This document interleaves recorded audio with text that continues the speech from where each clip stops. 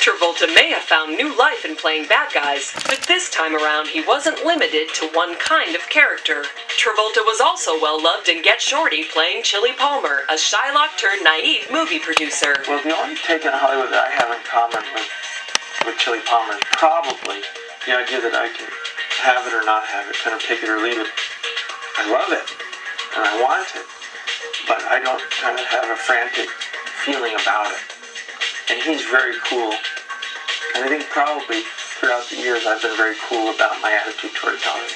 From Vinnie Barbarino to Tony Manero to Vincent Vega to Chili Palmer, the transition of mainstreaming John Travolta was completed when he landed the role of the President of the United States in Primary Colors. And when he talks about his role in that film, it's almost as though he's talking about his own career path. It's a nice and honest, I think, assertion of the political scene, you know, what it takes to get to the top, and once you get there you can do something good with it. But on the way there's some interesting turns that one has to take. Travolta continued to be very successful, although what's interesting is that he managed to turn down a number of plum roles and inadvertently ended up jump-starting the careers of Tom Hanks and Richard Gere. He rejected Splash, Days of Heaven, American Gigolo, Officer and a Gentleman, and Apollo 13, and his reasoning for turning down these roles was rather dubious. I was offered a movie called Officer and a Gentleman years ago. And one of the reasons I didn't want to do it is because the guy who only trained to be a pilot, he never got to be one.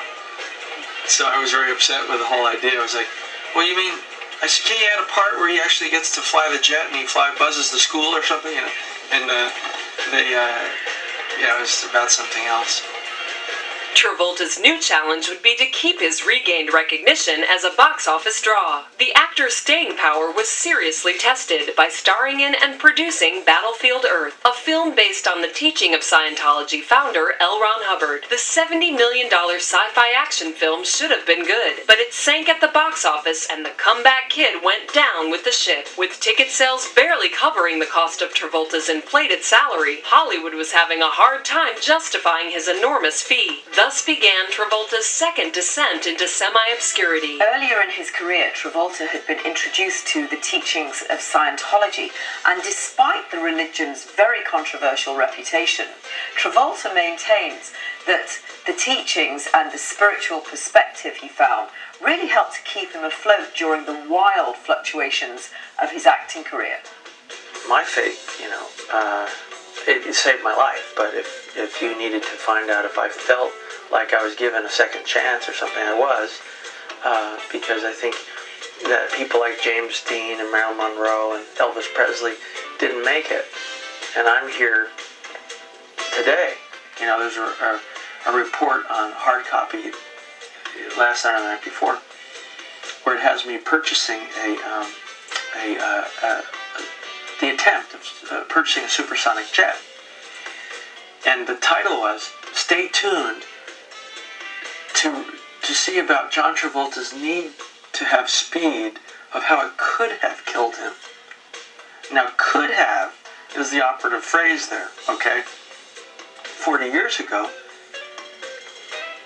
James Dean died in a car crash. Marilyn Monroe died of an overdose. Elvis died. You know, now they're writing titles about how I could have died. You see what I mean? And I much prefer that. And so I think I've been given the gift of survival, and especially through my religion. When we come back, we find out how Scientology kept John on the straight and narrow.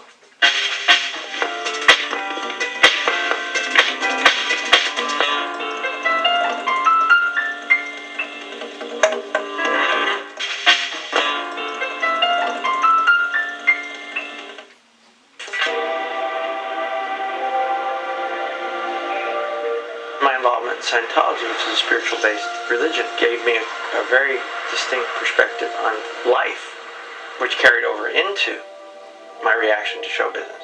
So, you know, I definitely had a different feeling than almost anybody did have on Hollywood. I think it's really important to have a sense of spiritual grounding, particularly in an industry where it's very easy to get lost into how big your last movie was, how much money you're making.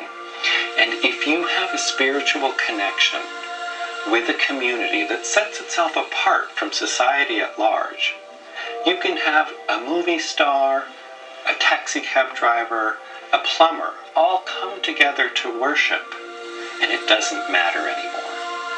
It's a way of shedding your ego and realizing that there is a bond to something greater that keeps one connected and vital. On April 3rd, 2000, Ella Blue was born to Kelly and John Travolta. The second-time father had no trouble putting his priorities in place. Travolta reveals some of the benefits of having some spare time on his hands when the movie offers are slow. I spend as much time with my wife and my son as my dad did with me and my mother.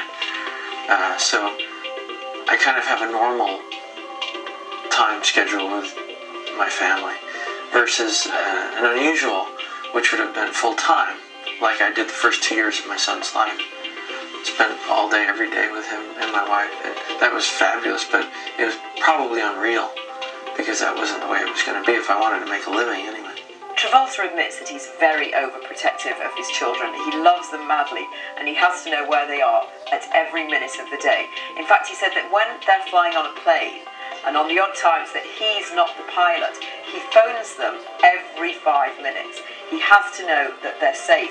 And he says that he realises he's overcompensating because he was so unhappy when he was separated from his own parents when he left home at 16. And you never do an interview with Travolta without him mentioning proudly his children and what they're up to. I'm a dad, and I think that because the case involved children, you can't help but identify with what's happening to these families. I think having your own family, you understand how much love and protection and sacrifice you will do for someone else, It's a built-in feeling, so it helped me tremendous. If you could imagine, wanting to save your own child and that you'd basically do anything. Unfortunately, in 2008, his son Jet passed away, and it would be a tragic loss.